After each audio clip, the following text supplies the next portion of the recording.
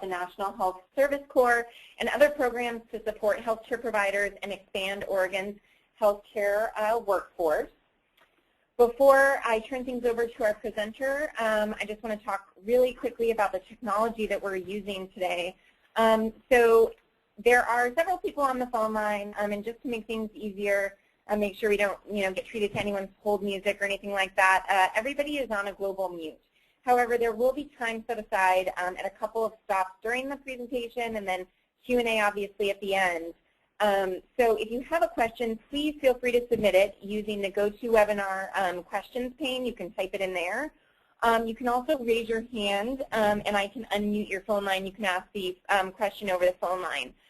We did schedule this webinar today from 12 to 12:30, but and we will certainly wrap up with the content and get to a couple of questions by then. But if there are people with remaining questions still on the line, we'd be happy to go past 12:30 to answer those questions.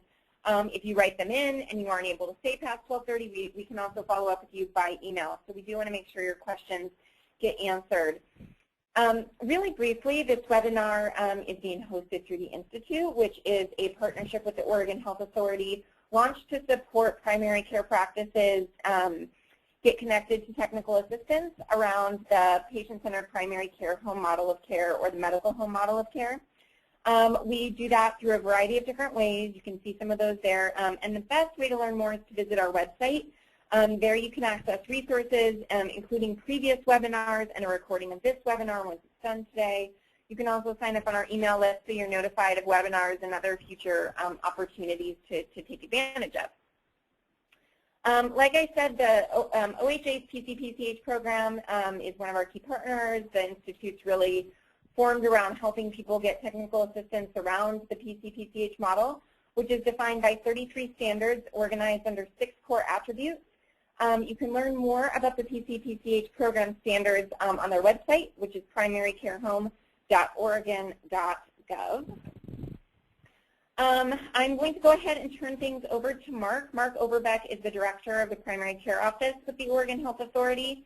And in that role, he and his team analyze areas of the state for primary care, dental, and mental health shortages and serve as the state liaison for the National Health Service Corps, which we're going to hear about today. They work closely with clinics and other statewide organizations to bring federal and state resources to underserved areas of Oregon in order to expand healthcare workforce capacity. Mark is a member of the board of directors for the Association of Clinicians for the Underserved and is a champion for healthcare providers working in areas that most need quality health services. I'll go ahead and turn things over to you, Mark, to talk about the learning objectives today. Hi, Kate. Thanks so much, and good afternoon, everybody. And let me be among the first to wish you a happy National Primary Care Week. We're starting off National Primary Care Week in Oregon with this webinar, as well as a series of emails. Those of you who are from National Health Service Corps sites, I think, got an email this morning recognizing those clinics that are duly certified. That means they are certified for both the National Health Service Corps, which we'll hear about today, as well as they're a recognized patient-centered primary care home in the state of Oregon. And I want to thank the Institute for inviting and asking me to speak. Originally, we were looking specifically at the primary care office and the National Health Service Corps. We've kind of retweaked the title of this webinar to include the NHSC and other programs to support healthcare providers and expand Oregon's healthcare workforce. So the learning objectives today are first and foremost to learn about financial supports available from HRSA, the Health Resources and Services Administration, to support recruitment and retention of the healthcare workforce. Secondly, to learn how to access those federal resources available for provider recruitment and retention. And third, at least we'll touch on, in the hopes of helping people learn a bit about other non-federal financial incentives to promote the practice of care in underserved areas in the state. And I do believe, although I can't see the list of who's attending now, I do believe that there are colleagues from the State Office of Rural Health who I will reference later on in the presentation who can speak more broadly to many of the non-federal financial incentives for providers. let me just click on the slide, and off we go. That is, off we go. Okay. First, a few words about the primary care office. The primary care office is a part of the Oregon Health Authority. Our mission is to promote health equity and access to quality health services for all people living in the state of Oregon. We do that primarily through providing technical assistance, through data acquisition and analysis, and communication and policy analysis. I looked over the weekend at the list of individuals and sites that had signed up for the webinar, and I recognize many, many of the names of the clinics. We have a long-standing relationship with many of you, and thank you for joining. So first, a question: when we talk about primary care, what do we mean? Well, we mean primary medical care. We also mean dental care and behavioral health care. And we are defining primary care practitioners, or the primary care workforce, as a patient's principal point of contact in the healthcare system, which provides treatment for a wide variety of illnesses and conditions. I'm going to say something that's no surprise to anybody on this call, and that's that the current and future need for primary care health professionals is very, very high. Our state employment department is predicting a 22% increase in the number of healthcare professionals required that will be practicing in the field by 2022. If you look at the bar chart on the right, you can see where the distribution of that 22% increase comes from. Recreational therapists, 38.3% increase projected, down through an increase in the number of physician assistants of 26.2%, physical therapists almost 24%, all the way down to pharmacists. And while pharmacists is only 14.7%, keep in mind that is a projected increase in the number of professionals in those fields by the year 2022 compared with 2012. As Kate said, we really do want to hear from you throughout the webinar. So Kate's going to be managing that process. If there are questions at any time during the presentation, please either raise your hand or type the question into the question pane, and Kate will be managing that process. I'll also stop at various points in time to catch my breath and give people an opportunity to ask questions during this roughly 30-minute webinar. So first, I want to talk a little bit about health professional shortage areas, which are really key to accessing the federal incentives and the making available of the federal incentives. So first off, why do people need to know about HPSAs? Well, a couple of reasons. One is that HPSAs are the key to accessing provider incentives. Many programs, including the National Health Service Corps, make awards available because of the severity of need found in a HPSA. They are key to a HPSA score. Those HPSA scores range from a high of 26 down to a low of 1. And for many of the programs that HRSA funds, they make awards based solely on the high strength of the number. So they take all the money, they look at all the awards that have been applied for, and they fund down starting at the 26s as far as the money will go. So for an area or for a clinic, a HPSA and a HPSA score really is key to accessing those federal provider incentives, such as the National Health Service Corps, or the Nurse Corps program, or the state-administered J1 physician waiver program. Also, why should people care about, or why do you need to know about HPSAs? HPSAs are one. They're not the only one, but they're a fairly good measure of the severity of need in a community or area. Maps are available of the HPSAs in the state of Oregon. Almost every county has HPSAs for medical, dental, and mental health care, and they're available at the address that you can see on your screen. Here's one map, a sample map of the primary care health professional shortage areas in the state. Just looking at the map, you can see, as I said before, almost every county in the state has some either geographic or a population-based health professional shortage area. The lavender color means that there is a geographic HPSA in place recognized by the federal government. And what that means is that compared with federal standards of 3,000 to 1 people for every 1.0 FTE physician, there is a shortage of physicians.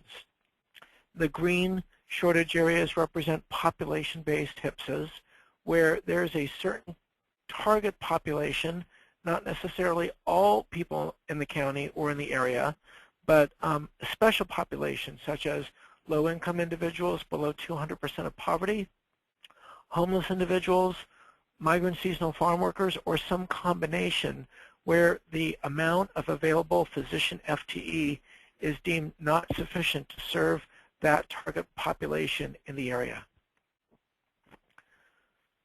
So I'm going to just stop right there and see if there are any questions about HPSA's health professional shortage areas, how you get a HPSA, what does a HPSA mean, or any other question about a HPSA. And Kate, you'll just tell me if there's no questions and I'll move on if there aren't. Yeah, none so far, but I will jump in when any come in. Okay, great. So I'm going to turn now to, there's mental health HPSAs. They're not on mine, so sorry. So you've got primary care and then mental health HPSAs. And we can see that, again, almost every county in the state is covered by a mental health HPSA. You see a lot more lavender or geographic mental health HPSAs than you do primary care. And again, the green represents that there's a low-income population that's really affected by a shortage of psychiatrists to serve that low-income population. Okay, now I am going to leave HPSAs, and I'm going to turn to the National Health Service Corps, which I think this webinar was really billed as about the NHSC. So first off, I think that everybody on the call is likely very familiar with the National Health Service Corps. Right now, around the country, we have over 10,000 talented and dedicated clinicians who are receiving financial incentives to practice primary health care, whether that's medical, dental, or mental health, in communities where the need is greatest. And again, where the need is greatest, you go back to those maps of the HPSA shortage designations. NHSC clinicians serve populations with a variety of barriers to health care. Those barriers include cultural barriers. They certainly include financial barriers, as our largest single target population are those individuals below 200% of the poverty level who, even if they may have coverage through Medicaid or some other means of coverage, may still have a very hard time finding care that's available to them, or simply a geographic barrier where people may live an hour or more away from the nearest provider of healthcare services. So for providers who look to receive National Health Service Corps loan repayment, and we have 271 of those in the state of Oregon according to the Health Resources Services Administration, it requires a 2-year full-time commitment to clinical practice. So loan repayment is available up to $25,000 per year, or a total of $50,000 for a 2-year commitment, depending on the HPSA score of the practice site. Additional loan repayment can be applied for on an annual basis, 1 year at a time, until a clinician's qualifying educational loans are paid off in full. Now, we have a physician in Eastern Oregon who was participating in the NHSC loan repayment program for 7 years. Was very, very happy at their site, but they continue to participate because with the high cost of health professional training, they just continue to have obligations to pay off. And then in addition to the full-time program, there's also the opportunity for clinicians who serve part-time, that's defined as 20 to 39 hours per week, where they can work fewer hours and receive a smaller award. And again, I'm going to pause right now and give people the opportunity. If you have questions, you can raise your hand, or you can type a question into the chat window, and Kate will field your question. Yeah, so we did get one question. What about substance abuse professionals? You referenced mental health. But, do you have any is there anything similar for substance abuse professionals? Great question, thank you. And I can't see the provider, and we may be able to get some more information from them based on my response. So the National Health Service Corps, if you go to the federal website, and the website will be posted at the end of the webinar, you'll see the applicant reference guide as well as the site reference guide from HRSA, which call up all the eligible provider types for the NHSC loan repayment. In the field of mental health, generally we're talking about psychiatrists, clinical psychologists, psychiatric nurse practitioners, as well as a variety of behavioral health specialists, including marriage and family specialists, licensed clinical social workers, and licensed professional counselors. There may be a couple of other types, and I would recommend that if you have a question to go directly to the NHSC website and check to see if the specific discipline is covered as an eligible provider type for the NHSC. Does that answer the person's question? Yeah, I think so, and if not, they can write in with the follow-up. Another question that came in is, what about providers who function in an administrative capacity for all or part of their work hours? Great question. Let me take that as well. So the individual requirements are 32 hours for direct patient care, which leaves up to 8 hours for non-direct patient care or administrative care for a primary medical care clinician or a dentist. For mental health, the direct patient hours are slightly revised, but it really is 8 hours, up to 8 hours of administrative service. So as long as the administrative service was 8 hours or less, that would certainly be eligible to receive an NHSC loan repayment award. And again, I would point the questioner to the HRSA website for all the fine print and the details. Shall we move on, Kate? Great, yeah, that's all the questions for right now, but good questions, everybody, so keep those coming in, and we'll go ahead and move on to the next section.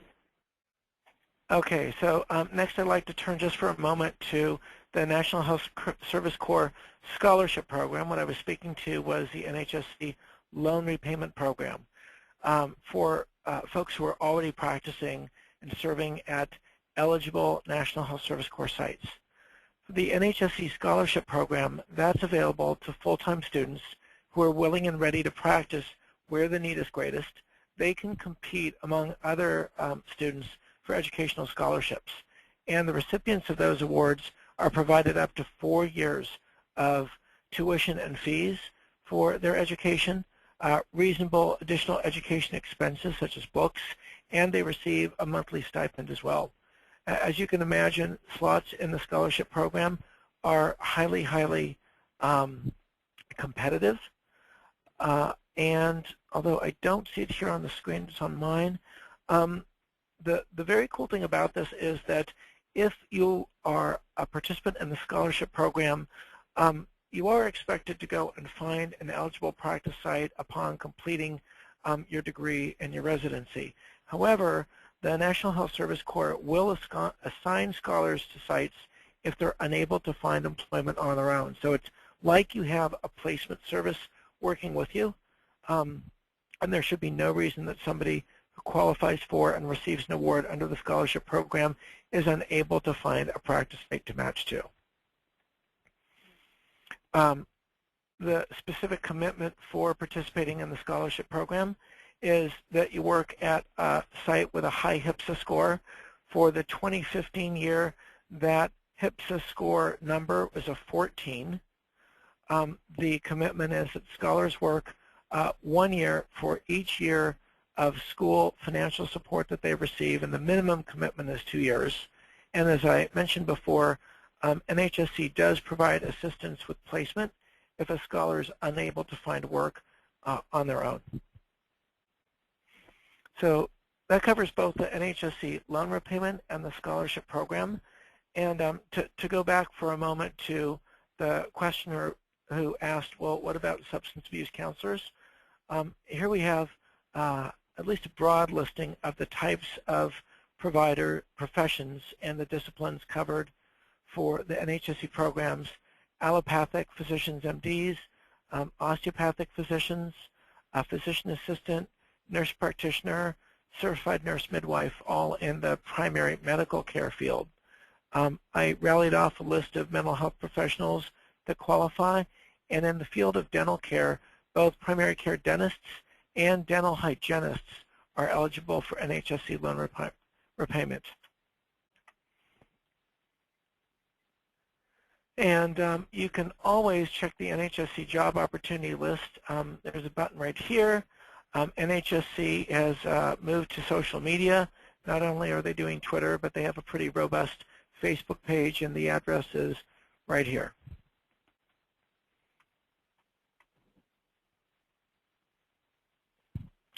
And then what I also want to share is that National Health Service Corps programs really are not only a commitment for, they are a commitment for clinicians. So you accept an NHSC scholarship or you accept loan repayment, it's a long-term, it's a serious, and it's a binding obligation. It is a binding contractual obligation. And while not intending to scare anyone away, I want to do due diligence by reminding folks that there are significant penalties for failing to meet commitments under the NHSC. NHSC is also, while it's a commitment for providers, it's a commitment for practices as well. And I know that there are a number of people who are here participating from a practice site. Sites that are certified as part of the National Health Service Corps, and it really is a privilege, are required to do several things. Fundamentally, they're required to serve all patients regardless of their ability to pay. They're required to offer a sliding fee schedule for low-income patients and to provide culturally competent services. So I think at this point I want to just stop and see if there are sites that have questions about becoming certified for National Health Service Corps, becoming recertified for National Health Service Corps, as we're right in the middle of that cycle right now, or you have questions about, is your site certified, or how do you get certified, or is this site that I want to work at certified? So Kate, do we have any questions about National Health Service Corps site certification? It doesn't look like we have any right now, but if any come in, we'll get them at the next stop. Okay, fair enough. So although originally was asked to talk about the National Health Service Corps, and it is the single largest program in use in Oregon with 271 participants, there are many, many, many more resources for clinics to support recruitment and retention of primary care workforce, and there are more resources for providers to take advantage of.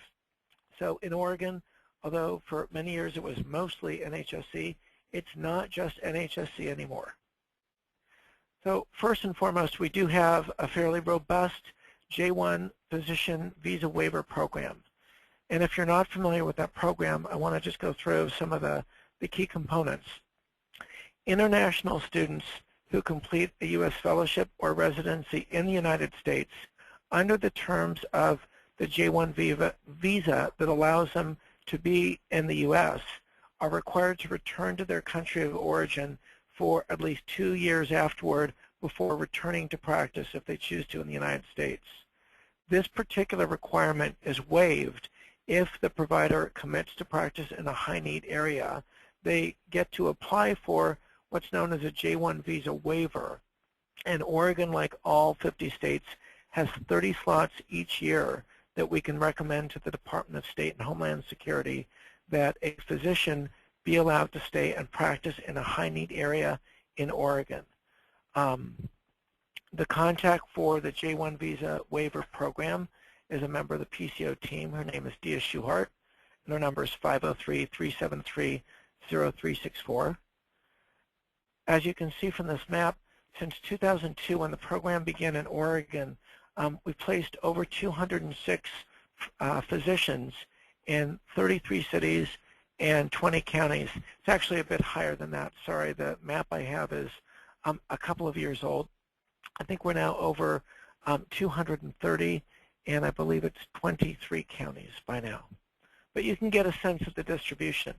It may be a bit of a surprise. You can see in Eastern Oregon, a couple of years ago we had 11 providers in Ontario, and up in Hermiston 11 providers, and down in Roseburg and Douglas County 23 providers, Grants Pass 19, and Medford 31. So you can see that the J-1 visa waiver program has really been a tool taken advantage of, especially in rural Oregon. Hey, Mark, really quick, someone was wondering if the J-1 visa waiver program applies to dentists as well. It does not. That's a pretty clear question and pretty clear answer. Okay, thanks. You're welcome.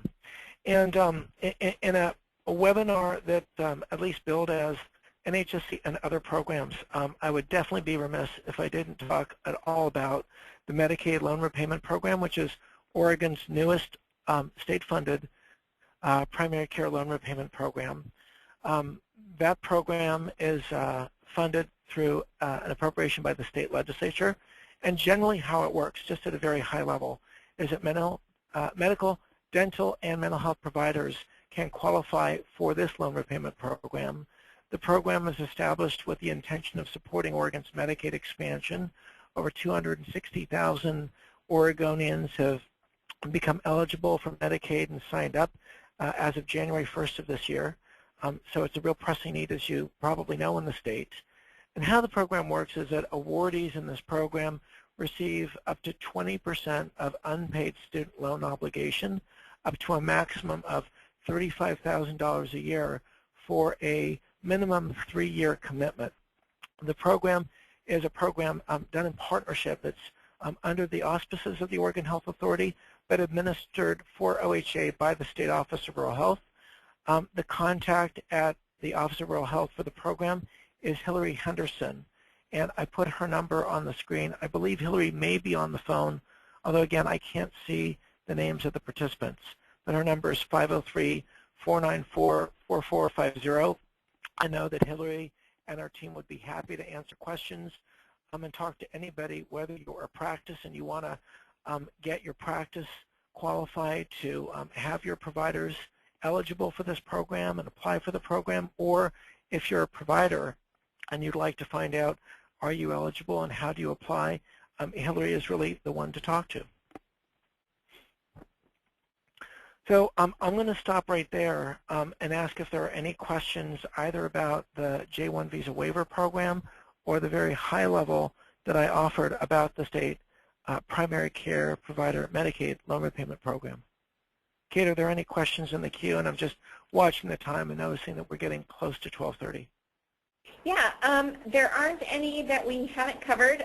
Again, though, if anybody has a question they'd like to speak up, they can raise their hand and I can unmute them. I do see that Hillary's on the webinar and on the line, so if you want to say anything, you can raise your hand and I'd be happy to unmute your line. You can also type questions into the GoToWebinar control panel into the questions pane. Maybe in the meantime, while we just have a couple of minutes, could you just talk about the application process since it's open right now? The application process for the Medicaid loan repayment program? For the NHSC. NHSC. Sure, and happy to, Kate. And just before I do that also, I said it's not just NHSC anymore. I spoke to the J-1 program and also the Medicaid loan repayment program. I also want to mention that the State Office of Rural Health, our partners, administer a number of loan forgiveness and other loan repayment programs, including the state Oregon Partnership Loan Repayment Program, which allows communities to make a one-to-one match for federal money that's leveraged by the State Office of Rural Health. That's a very good option for many. And also there are loan forgiveness programs and other programs. The number I provided, 494-4450, is the number to access those resources, and you can talk to either Hillary or others of her colleagues, and they will route you to the best person to speak with. But Kate, to your question, I mentioned that we were in the middle of the cycle, and that is a cycle for sites that have been participating in the National Health Service Corps, part of that family, because sites need to recertify every 3 years, about 1/3 of the sites in Oregon are required to update every 3 years, and we're in the middle of that cycle right now. If you're one of those sites, you've received a few emails from us, as well as probably an email from HRSA, and I know that Meadow Martell, who's a member of the PCO team, the NHSC specialist, has at least reached out to you, if not spoken with you by phone. If you haven't completed your portal application or initiated your application, please make sure to contact Meadow as soon as possible. And if you're one of those sites, Meadow's telephone number is area code 541-287-0098. So I think given that it's 12:30, I'm just going to move to our final slide, which is some resources and thanks. For more information, you can certainly go to the website of the primary care office, which is on your screen, to get access to those site reference guides and applicant reference guides that I mentioned with the details about eligible provider disciplines. The best site to go to is nhsc.hrsa.gov. For more information about the J-1 Visa Waiver Program, you have a slightly longer URL, which I'm not going to try to pronounce. And then for the Medicaid Loan Repayment Program, there's one site listed there. It's on the primary care office page in OHPR in the Health Authority, and it will link you directly to where you need to be at the State Office of Rural Health to get all your questions answered and download application materials about the Medicaid Primary Care Provider Loan Repayment Program. With that, I'm going to thank everybody for participating. I'm going to end the formal part of the webinar. I'm asked to remind you that there will be a post-webinar survey sent to you, and I would invite you and request that you take just a few minutes to complete that survey, and I'll remain on the line for questions as long as I need to be here. Thanks so much, and again, happy National Primary Care Week. Thank you especially to those of you from clinics who are really taking care of those who need healthcare services the most, part of our safety net of clinics, whether you're a recognized National Health Service Corps site or you're a site that's very engaged in clinical practice transformation as a recognized patient-centered primary care home in the state of Oregon. Thank you so much for the work that you're doing to expand healthcare and quality healthcare in Oregon. Great. So we'll hang here just a minute and see if there's anybody else who has any questions. And if not, then we will conclude the webinar. Oh,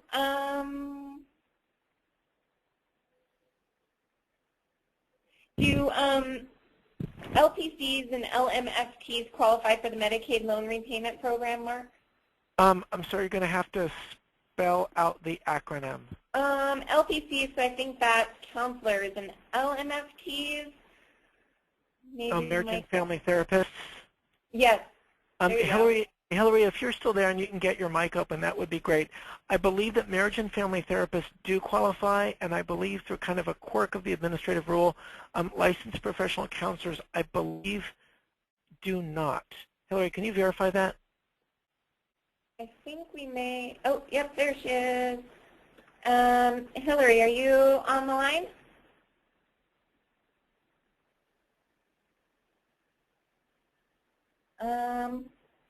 I am muted, Hillary, but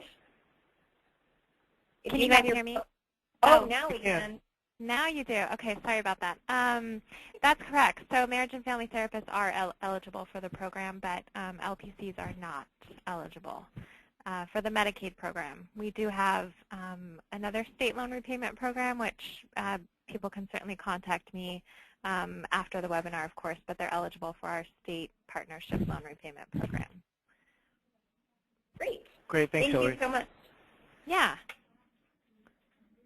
All right, is there any other questions that we can address before we sign off today?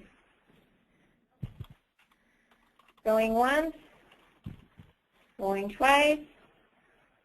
All right, I think that's it. And again, you can always feel free to email info@pcpci.org, and we would happily pass any additional questions that come to you on to Mark and and he may be able to talk with other colleagues at the OHA to get some answers for you. Thank you to everybody for tuning in to the webinar today. Slides and the recording of the webinar presentation will be available on the Institute site at the end of the day today. Thanks to the Institute for inviting us, Kate. Yeah. Have a good day, everybody.